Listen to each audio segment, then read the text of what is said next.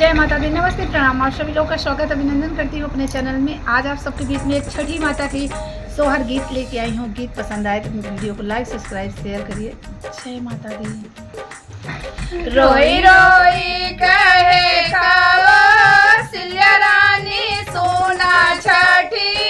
मैया सुनाओ छठी मैया हो मैया गोदिया ललन एक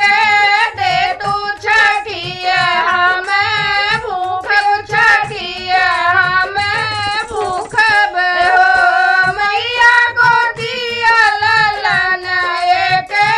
दे तू छठिया हमें भूखब छठिया हमें भूखब हो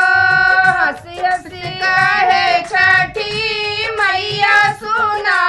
कौशल्या रानी सुना कौशल्या रानी हो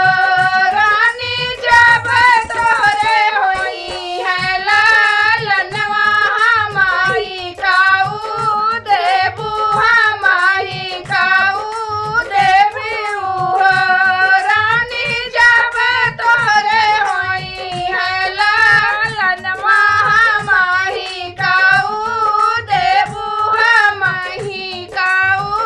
देबू हो रोई रोई कहे कौशल्या रानी सोना छठी मैया सुना हो छठी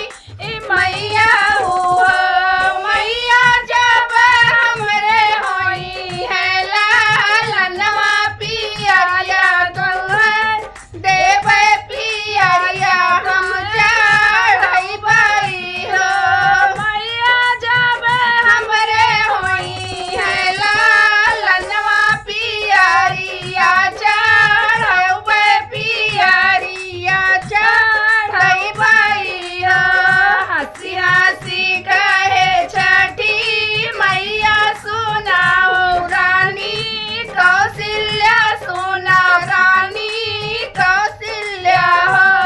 रानी आजू के नवाए माहिना लालन तोरे होई है लालन तोरे होई आई हो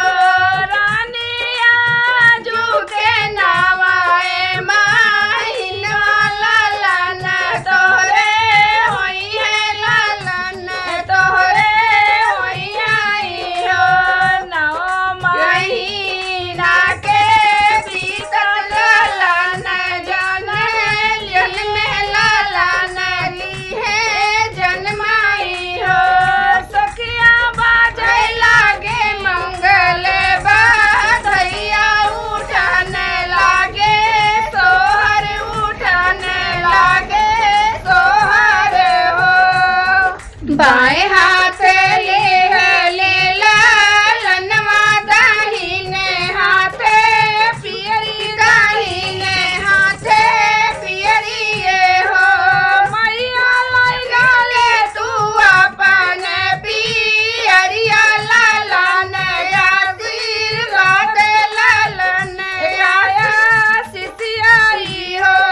मैया लगा ले तू अपन पियरिया लालन आया सिसिया लालन काया सिसियाई हो हंस रोई रोई कहे कौशल्या रानी सुना छठी मैया सुनाऊ छठी मैया हो